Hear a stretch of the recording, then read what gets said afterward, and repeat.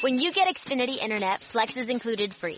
And finding what to watch on TV is now as easy as popcorn. Show me my favorites. Yes! Live soccer. This is how easy it is to find my favorite content. All in one place. And for Xfinity Internet customers, it all starts at free with Xfinity Flex. This is a way better way to watch. Learn how to get a great offer on Xfinity Internet. Plus, add a free Flex 4K streaming box. Go to Xfinity.com, call 1-800-XFINITY, or visit a store today. Restrictions apply.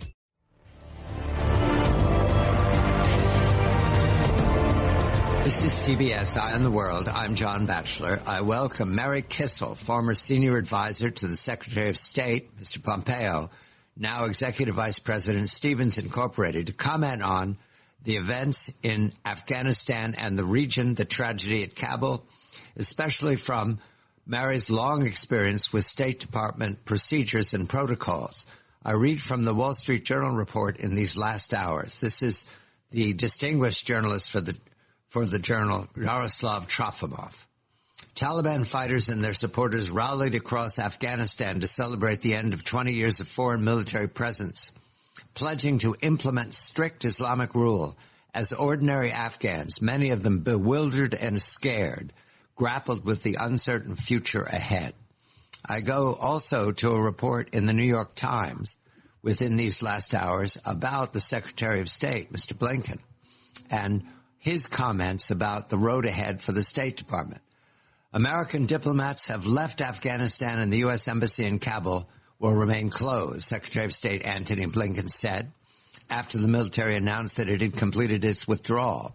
But with the Taliban firmly in control, what was one of the largest U.S. diplomatic missions in the world will now be greatly scaled back, based in Doha, the Qatari capital, and focused largely on processing visas for refugees and other immigrants. Mary, a very good day to you. Thank you for this.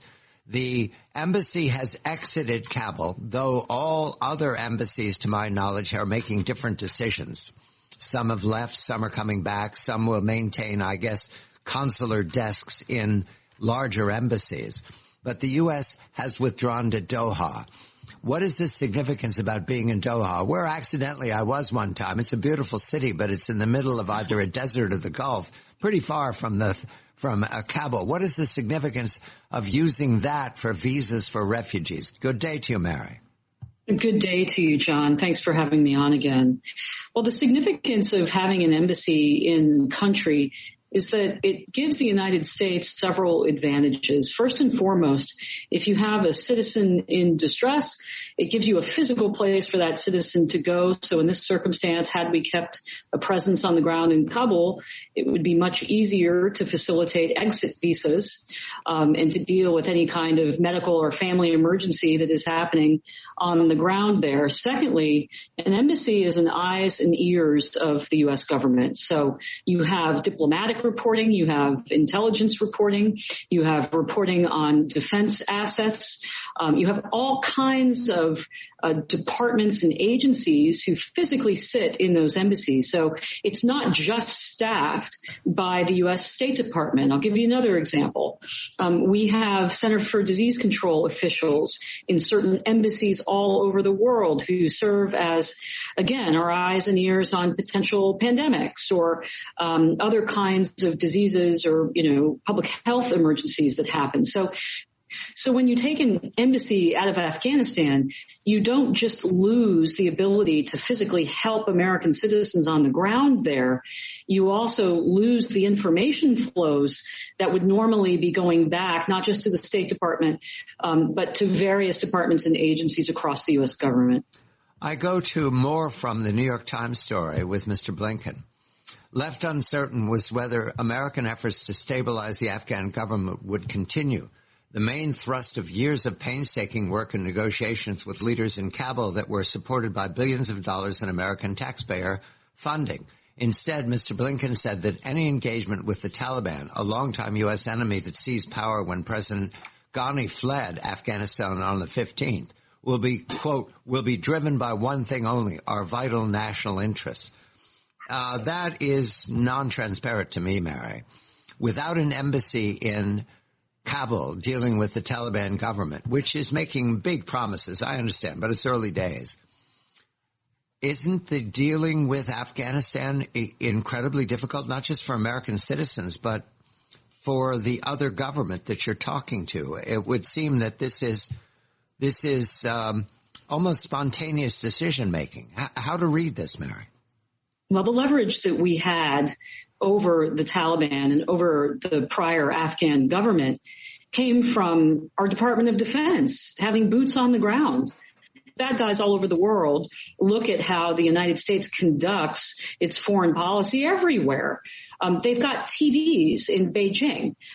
So I saw these statements out of Secretary Blinken's office and the White House and the negotiator for the Afghan talks, and they're simply not grounded in reality.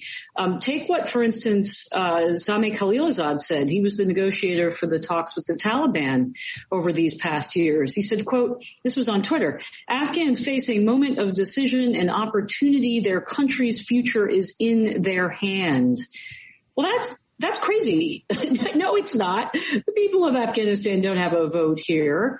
We left, and now the country is controlled by a terrorist organization. So the idea that, everyday Afghans have, quote, their future in their hands is just bizarre, John.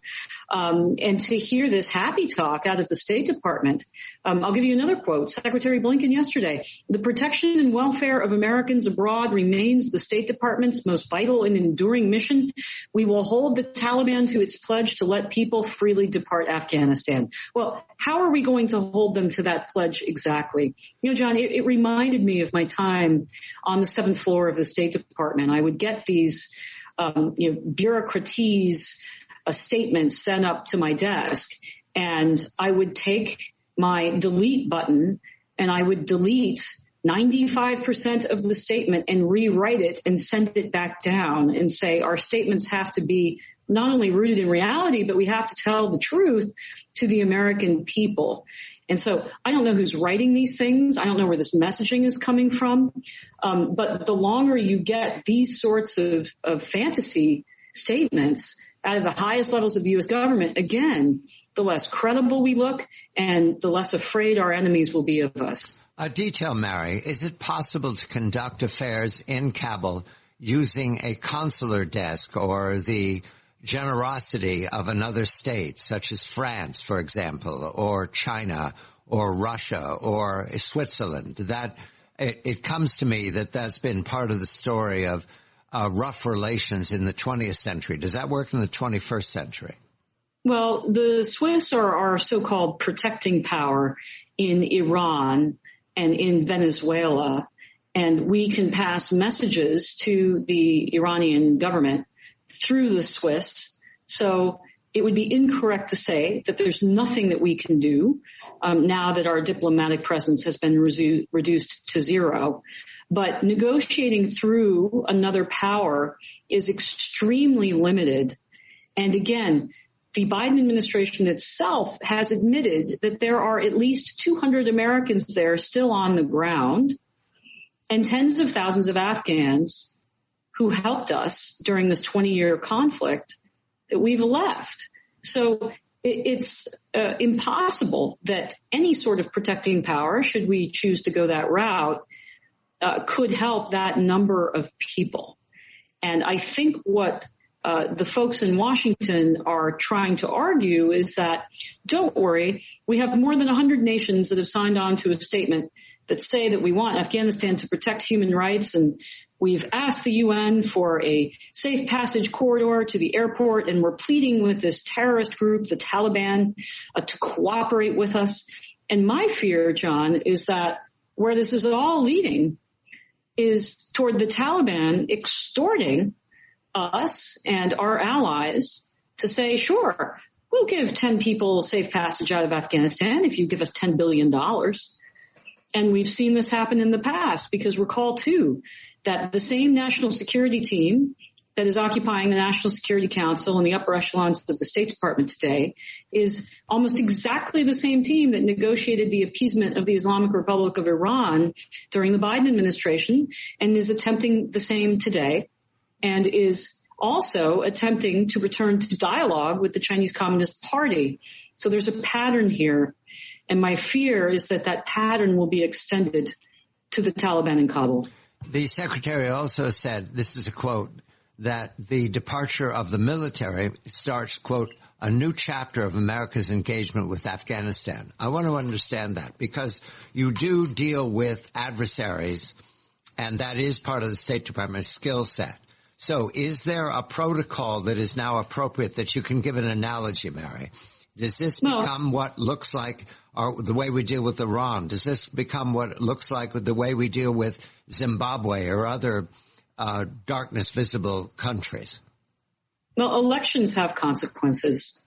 And under the prior administration, under which I served, we decided to tell the American people the truth about the nasty regimes all over the world that we dealt with. And we made a judgment to pressure terrorist regimes, like, for instance, the regime in Tehran, until they came to the negotiating table. And the Iranians decided not to do that. They kept fomenting terror around the Middle East and further afield. And so we continued to pressure them and to inflict pain on them. We tried to do the same thing in Afghanistan, where we pressured the Taliban at the negotiation table by killing them. And we pressured, on the other side, the Afghan government to the negotiating table by taking away their corrupt money.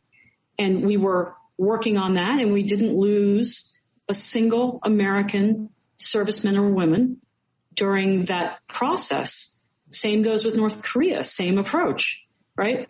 You pressure until you see tangible evidence that the other party is willing to give a concession and move in the right direction.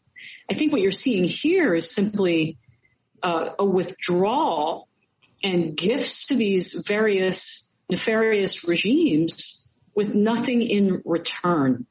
This is the worst of all possible worlds, because, as I've said prior on this program, it's very difficult to build deterrence, to have your enemies afraid of you, but it's very easy to get rid of it. And we have eviscerated our deterrence, and that makes our enemies stronger and more adventurous, and it makes it far more dangerous for here in the United States at home and for our allies and interests abroad. I'm speaking with Mary Kissel, Executive Vice President at Stevens Incorporated, former senior advisor to the Secretary of State, Mr. Pompeo, during the critical months of negotiating with the Taliban before the Biden administration took over the negotiation. We're going to turn to the region when we come back, because what we see now is a moving story in Pakistan, in Iran, in China, in Russia, and in India. This is CBS Eye on the World. I'm John Batchelor. Stay tuned for more of CBS Eye on the World with John Batchelor. When you get Xfinity Internet, Flex is included free. And finding what to watch on TV is now as easy as popcorn. Show me my favorites. Yes! Live soccer. This is how easy it is to find my favorite content, all in one place. And for Xfinity Internet customers, it all starts at free with Xfinity Flex. This is a way better way to watch. Learn how to get a great offer on Xfinity Internet. Plus, add a free Flex 4K streaming box. Go to Xfinity.com, call 1-800-XFINITY, or visit a store today. Restrictions apply. When you get Xfinity Internet, Flex is included free. And finding what to watch on TV is now as easy as popcorn. Show me my favorites. Yes! Live soccer. This is how easy it is to find my favorite content, all in one place. And for Xfinity Internet customers, it all starts at free with Xfinity Flex. This is a way better way to watch. Learn how to get a great offer on Xfinity Internet. Plus, add a free Flex 4K streaming box. Go to Xfinity.com, call 1-800-XFINITY, or visit a store today. Restrictions apply.